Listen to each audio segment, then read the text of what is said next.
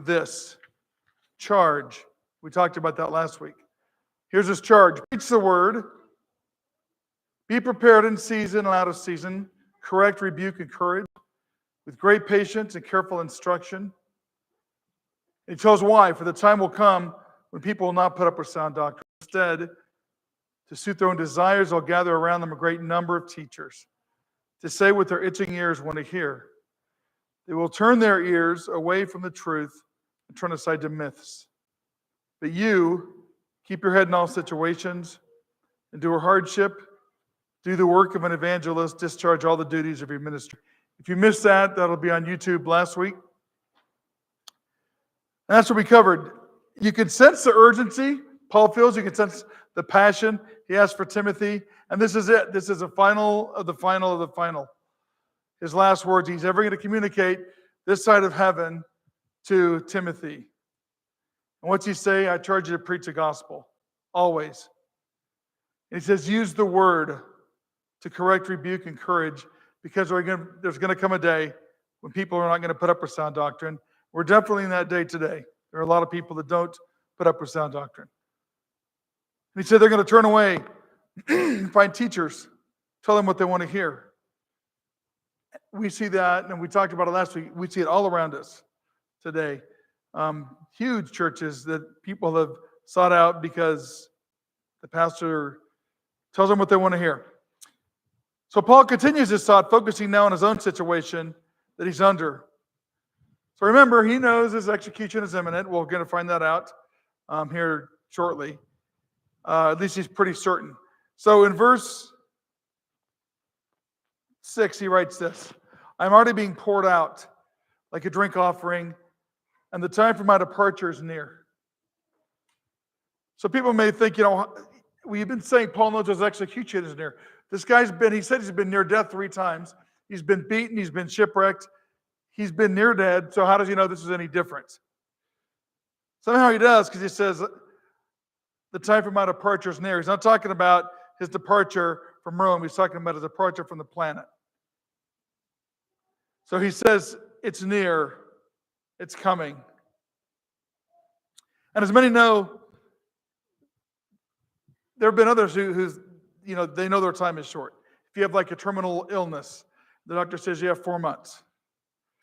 I actually knew a lady who got cancer and died 2 weeks later. Well, she didn't just get cancer, but she found out, and 2 weeks later she was gone. It can be fast, right? And if you know your death is imminent, or like as Paul did here, you got to get in a reflective mood, obviously. Things change, right? The next verse is proof. He's evaluating his life. He's looking back on what he's done since his Damascus Road experience, because we know that what he did before that wasn't great. Executing Christians, harassing Christians, fighting Jesus in the church. But he says in verse 7, I fought the good fight, I finished the race, and I've kept the faith. That's his final summation of his life after the Damascus Road. I fought the good fight. I finished the race, and I kept the faith. Great verse as a goal for all of us, right? Now, some of you guys in here, maybe, do I have any country music fans? A few? Do I have any people that hate country music? Yeah, Nolan hates it, but Nolan's out of the room, so I didn't really care. I was working on a fence for my neighbor and had country music blasting, and Nolan's just had this look of disgust. I said, let me play some songs. You got to listen to the lyrics. They tell stories. But there's a song by Tim McGraw, old song. In fact, I remember when it came out because I was a youth pastor here at church, and I used it in a sermon back then, but it's called Live Like You Were Dying. Some of you know that song, right? And he talks about, and it's a true story actually about his father, Tug McGraw, who was a pitcher in the major leagues, and he got brain cancer, I believe. Anyway, he wrote the song for his dad. And talks about how things might change if you know your time is short. And we don't know. Some of us in this room, our time might be very short, and we just don't know it. I actually heard of a guy preaching in Texas 2 or 3 years ago, and he said, I could die of a heart attack tonight before they finish the sermon, and he did. So we don't know. Nobody knows their time. But if you do know it's short, as Paul did, it changes your perspective. It changes the way you live. I've heard people that say that that get terminal cancer and they say, the sky seems bluer, the grass seems greener. It's a different, I just see things differently. And that's what happens. Priorities shift very quickly, right? If you know your time is short. Or if you've always heard the question, if you knew you're going to be killed tomorrow, would it change how you live today? Absolutely it would. The to-do list doesn't seem so important, does it?